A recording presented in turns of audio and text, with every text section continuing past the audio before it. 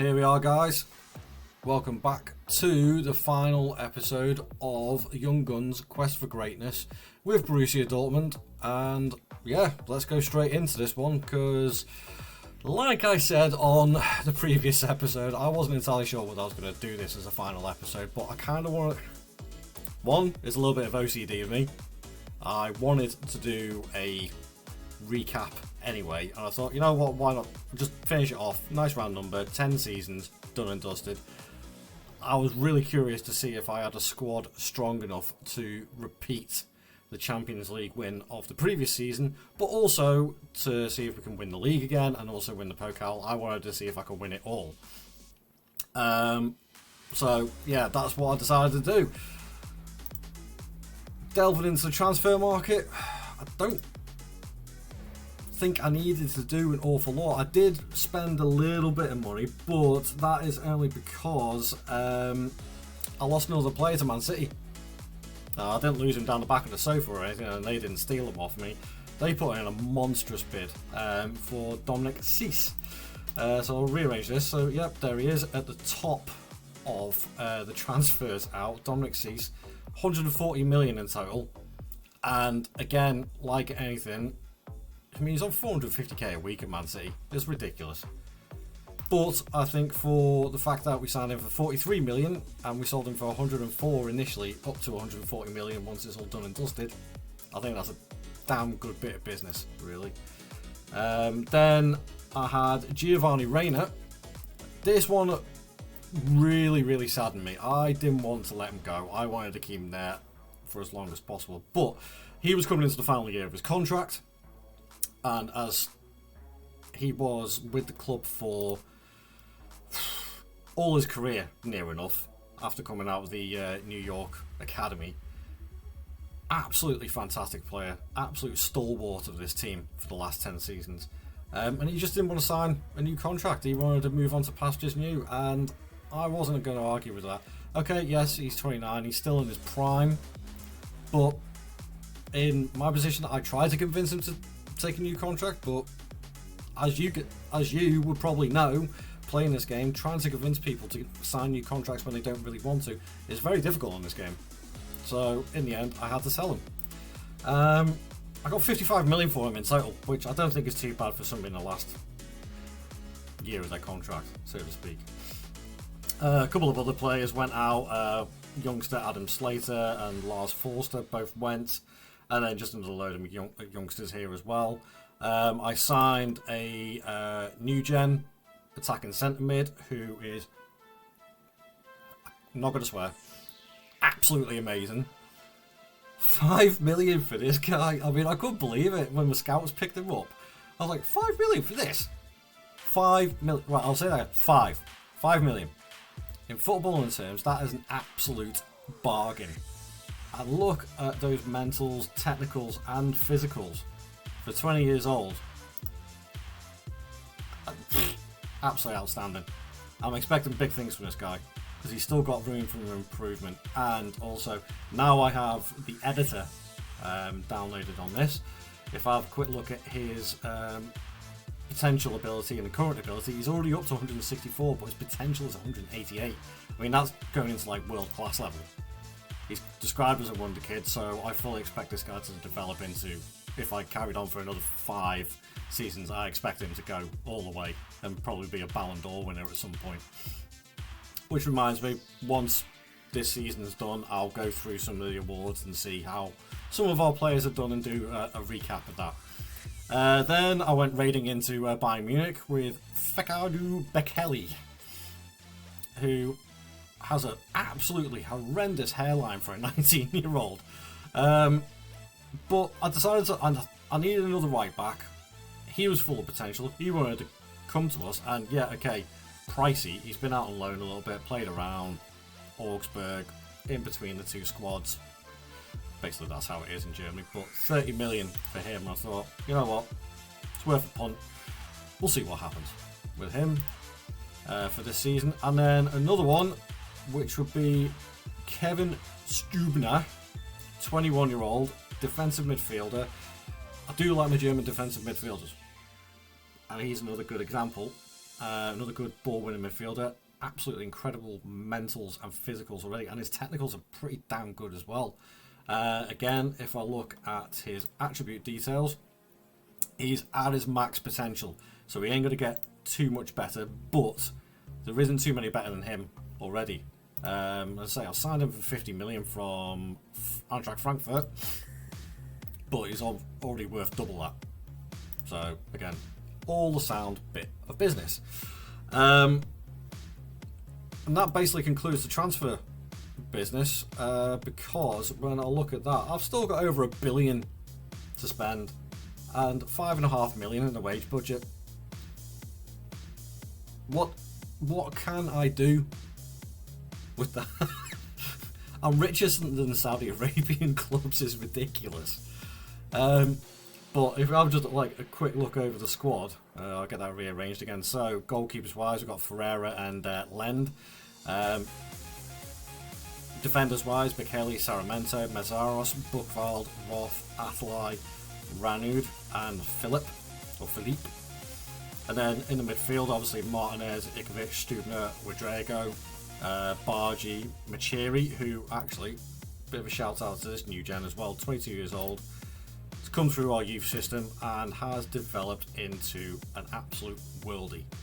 I'm not entirely sure what his potential is. He's a 148 and he can go all the way to 172.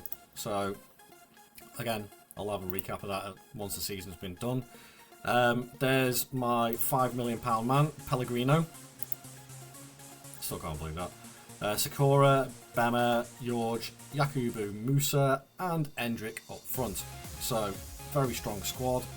Have I played any of the games yet this season? Yeah. Already won UEFA Super Cup and the Domestic Super Cup. Both of them on penalties. So, that's alright. And haven't done any of the league games yet. I'm going to crack on. I'm going to simulate this season. And we'll see if we can do that infamous travel and win the Champions League back-to-back. And then I'll do a quick recap of the 10 seasons, especially some of the players that I've brought in and stuck around for like sort of the entire time. So I'll see you in a few seconds once that's all said and done, and yeah, we'll delve right into it after that. See you in a few secs.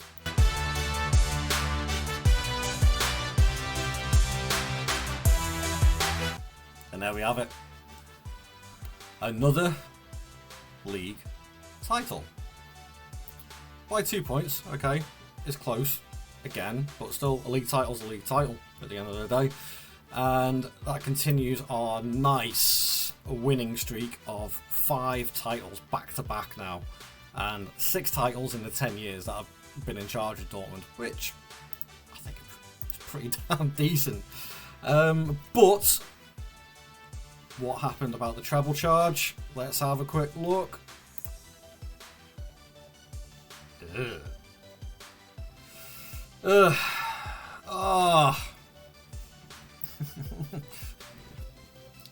Okay, so I'd already won the Super Cup as said previously, and both the Super Cups, so the German Super Cup and the UEFA one. Runner up in the Pokal, who beat me? Bayern. Pooey. And knocked out by Leipzig in the knockout playoff round. That is poor. Let's have a look at the league phase. Only 16th. So lost games to Barcelona and Lyon.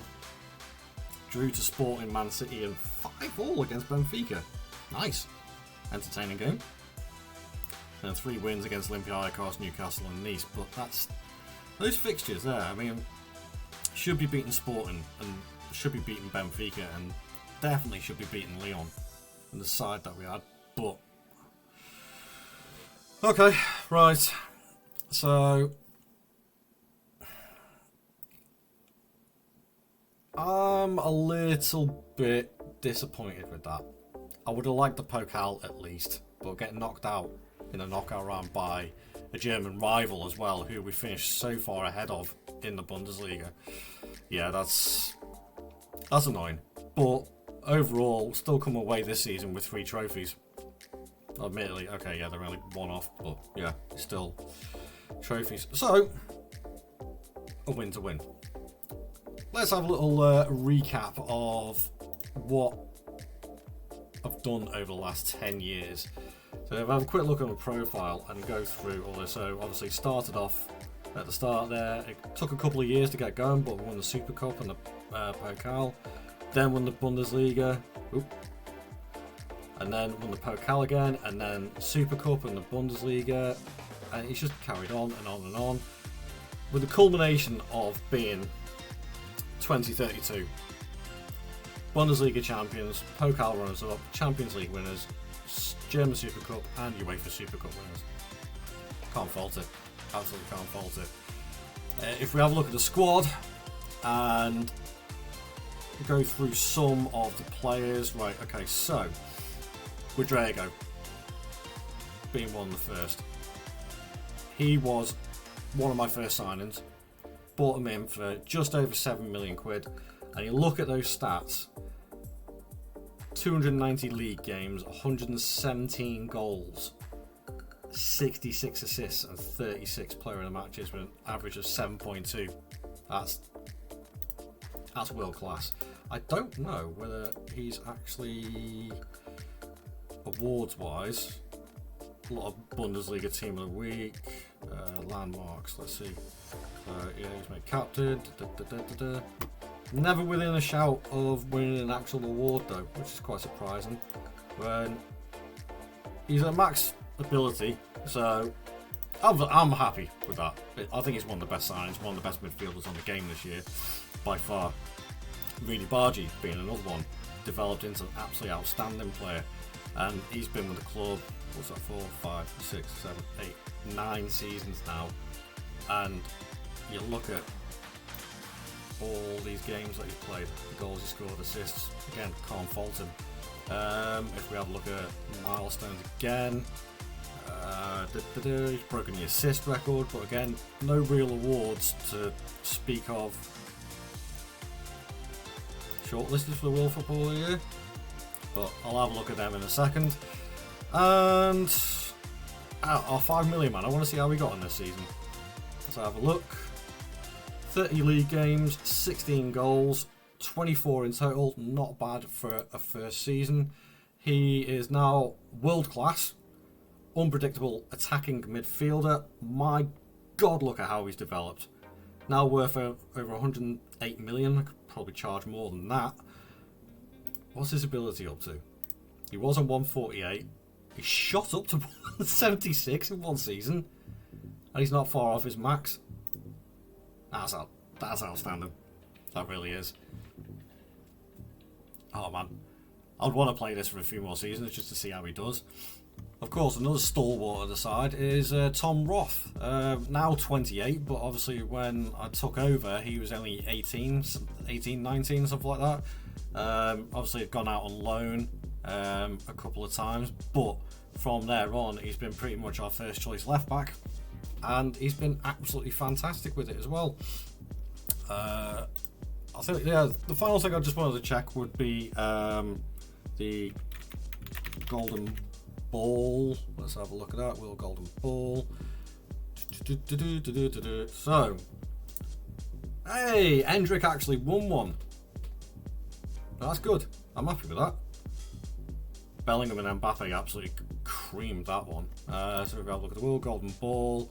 We'll have a look at the World Player of the Year, which again was Hendrick. So I've had one player win 2 of the top awards that a player can win, so I'm quite happy with that. World Golden Glove. Nah, none of my goalkeepers came close to that. Goalkeeper of the Year. Nope. Well, there we have it. 10 seasons of using only young players under the age of 21 to bring European glory back to Borussia Dortmund, and it was a complete success. Not only did we dominate the Bundesliga and dominate the Pokal, we finally got our hands on the biggest European trophy possible, and that is mission accomplished. If you haven't watched any of the rest, God, I can't get my words out now. If you haven't seen all the episodes on this, I'm going to try and add the playlist link into the end of this video so you can go through and recap. And I'll add in another playlist as well for some of the rebuilds I'm doing. Got a few more videos coming out over the coming weeks, a couple of new series just to keep an eye out for. So please like and subscribe to the channel if you want to keep up to date with the content. And I'll see you guys in the next video. Thanks for watching. I'll see you later. Ta-ra.